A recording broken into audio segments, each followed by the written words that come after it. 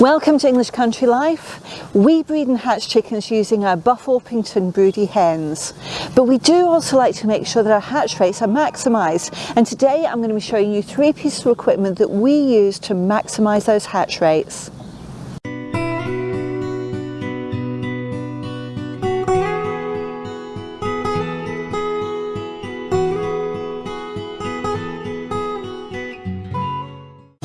Welcome, my name's Fiona. Here on the small holding we have a small number of Buff Orpington chickens which we breed. Now the idea is that we need them to be self-supporting, so anything that we spend money on, so that might be food or equipment, has to come back in income in other ways. And that income actually comes from the sale of a limited number of point of lay hens. So we do need to maximise our hatch rates as much as possible. We want to make sure that any eggs that are being incubated can make it through to the end of the process. Those eggs have the best chance of hatching, and of course that they have the best chance of surviving once they've got out of the eggs and are actually toddling around as little chicks. Now, our broody hens are our primary method of incubation, but the only problem with the broody hen is that they do have a mind of their own. They are driven by the hormones and they don't necessarily read the textbooks, and what that means is they might do some unexpected things. While an artificial incubator, you know exactly what's going to happen when. With a broody hen you don't necessarily know. The broody hen might decide to leave the nest early. They may decide to abandon the hatching process partway through. You never really know. So we have some backup equipment to help us in the process. The first thing we have is a candler, which helps us work out whether the eggs are fertile and growing properly.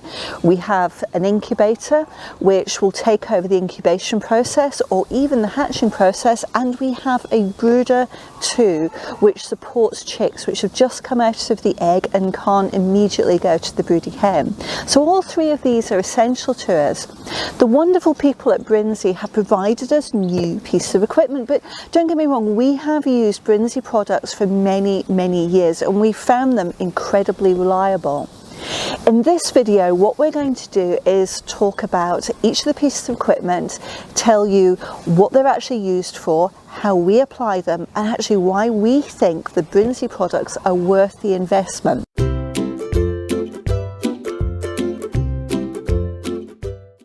This is the Brinsea Overview High Intensity Candler, and it's a great little unit. It does exactly what it says on the tin. But what is a candler? Well, it's designed to help actually work out whether your eggs are fertile and if they're developing properly in the incubation process. So for us, it is absolutely essential.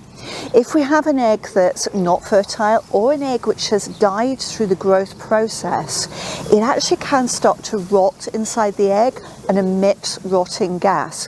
That gas can, because the eggshell is porous, affect the development of your other eggs. So we need to get anything which is infertile or isn't developing correctly away from the broody hen as quickly as possible.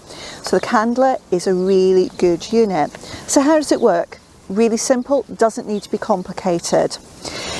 This compartment here takes 4 AA batteries, and then over this section there's a little rubber ring which you fit on there, small switch on the side, and when I press it, very bright light which then shines through the eggshell and allows us to see the development inside. Now that bright light may not be showing up very well on camera because we are with a very bright day outside here. It's bright sunshine.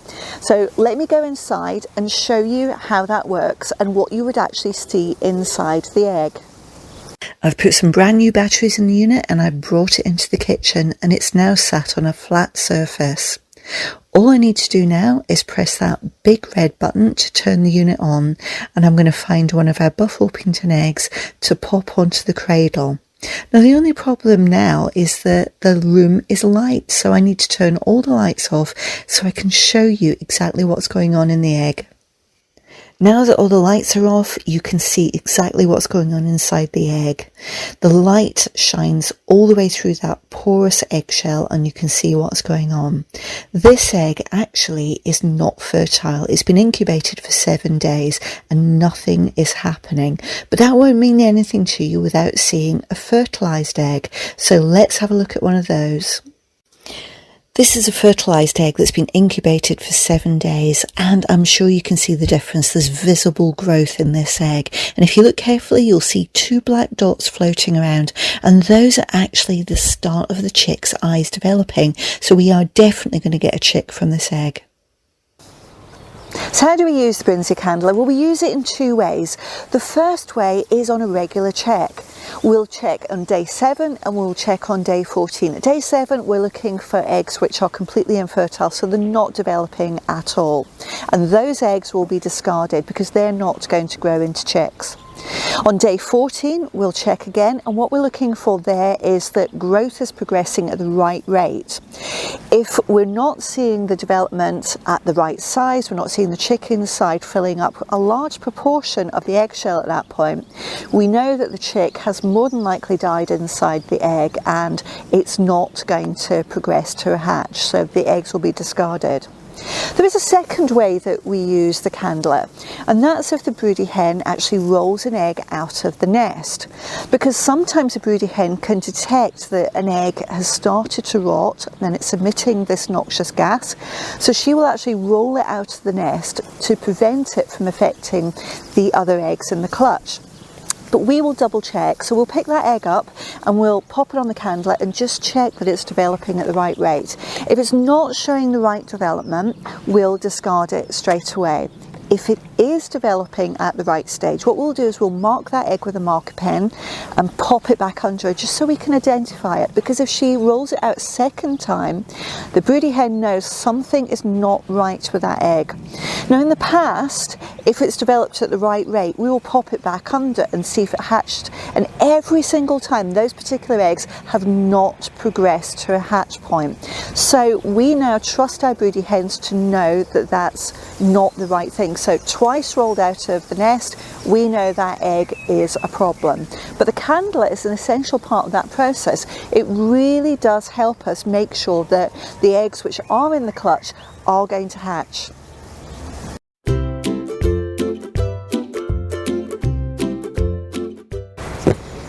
Arguably the incubator is the most important piece of equipment that we're going to be talking from the 3 pieces of equipment today, and this is the one that we've had for many years, and it's proved completely reliable. It's the Brinsea Ovation Advanced 28, so it holds up to 28 hens eggs, and it's done as an absolutely fantastic job. Unlike broody hens who have minds of their own and can do their own thing, the incubator from Brinsea has done exactly what it says on the tin. It's maximised our hatch rate and it has done a fantastic incubation role. Now they very kindly sent us this model, which is also an Ovation 28, but it's the EX rather than the Advance, and it's got some extra features on it, and that's one of the things that we love about Brinsea. As well as their reliability, they're ultimately programmable, so you don't have to have all of these facilities, but you can opt to have units which do automatic turning for you or manual turning. You can opt to have temperature alarms or automatic temperature control. You can opt to have humidity alarms or automatic humidity control. Now our advanced version of the Ovation 28 has automatic turning. It's got automatic temperature, but it's got humidity alarms rather than automatic humidity. The EX though gives us automatic humidity, so I'm really excited to try this version. Now Brinsea don't just make incubators in the 28 hens egg size, they make them from as small as 7 eggs to over 420 eggs, so really there's lots and lots of options there. But why do we need them with broody hens? Well, let me show you some scenarios and you can understand why we use them and why they help us so much. This is Clementine, and she is a very young broody in this video. It's her first year of brooding and she didn't know what to do with all of those hormones. She'd sit on the eggs now and again, and then she'd come off the eggs, and at this point you can see the eggs in a pile in front of her. So to ensure they're still viable, we need to do something with them. And of course what we did is we scooped the eggs up and popped them in our backup equipment, our incubator. Without the incubator, no chicks would have hatched. By the time Clementine actually sat on the eggs full time, in her mind she would have been incubating for 10 days.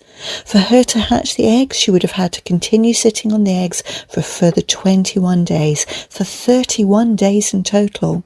This wouldn't have happened, so by having her incubator, Clementine successfully hatched her chicks for us on day 21. 24 to 48 hours after the first egg starts to hatch, the broody hen will leave the nest and take her chicks out of the coop.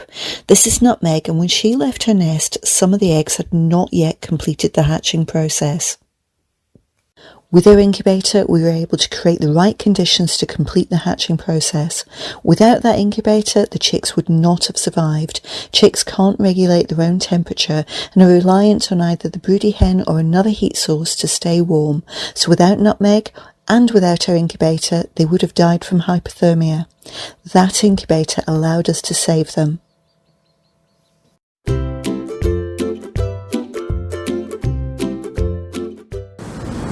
This is a third piece of equipment that I think is essential to maximising our clutch size, and it's a brooder plate. And this is the Brinsea EcoGlow Safety 1200, and it will fit 35 chicks underneath. So what's its purpose?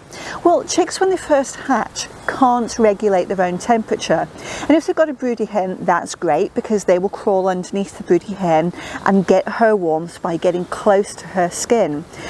But if they're unable to be with the broody hen, they need something else, and the brooder plate is a great alternative. Just like they crawl underneath the broody hen, they can crawl underneath this plate, and this underside here will heat a gentle amount and actually provide that warmth to them. Now, there is an alternative, which is heat lamps, but there are problems with heat lamps. There's two main issues. The first one is that light is on permanently. Now, chicks and hens will go to sleep when the sun goes down and wake up when the sun rises. But if you've got a lamp which is on permanently because they need that heat, unfortunately it messes with that circadian rhythm, so it's not great for the chicks. The other problem is that they can be a fire hazard, whereas the brooder plates are never going to get to a temperature where you're going to have a problem. So you can happily put wood shavings, which is what we use as bedding material, or chopped straw underneath as bedding material, and it's perfectly safe. Now, although this plate will fit 35 chicks underneath, what we tend to do is we will use this to help any chicks which have had difficulties with the broody hens. So we'll only have a small number under at any point in time, and that means what we tend to do is we will have the legs, so it stands on the ground, and we will have the legs at different height. That means that the chick can find its natural height, so it can go under here where it's very low to the ground, where it will be much warmer, or it can stand at the front where it's a little bit cooler but they still get some heat. Now, if I've got 35 chicks, I'm going to have the legs all at the same height, and I will raise it and lower it depending on how long they spend underneath the plate and out of the plate. But for me, the way we use it is low or high. And we've got an old tin bath that we sit this in with a little bit of chick crumb and a little bit of water, and that gives chicks which have had problems through the hatch process some time to recover, and then we will return them to the broody hen within a 48-hour period. And that's never let us down yet. It works tremendously well. If we didn't have this brooder plate, those chicks would simply have died because they wouldn't have an external heat source and they wouldn't survive without the broody hen. Those are our three items that we use to maximise our clutch size and to save a number of chicks who otherwise wouldn't have survived. We use Brinsea products simply because they are the market leaders in this sector, and it's with very good reason. They're reliable and you've got a choice of functionality. They really, really do fulfil the brief. If you do want any of their products, there's a link to their website in the description down below. So click on that and you can pick up either the candler, the incubator, or the brooder. And is that what you want, Licorice? In the meantime, if you have liked this content, take a moment and give me a thumbs up down below. If you're not already a subscriber to the channel, come and join Licorice and me. Hit subscribe and the bell icon and you'll get to know of every new video as soon as it goes live.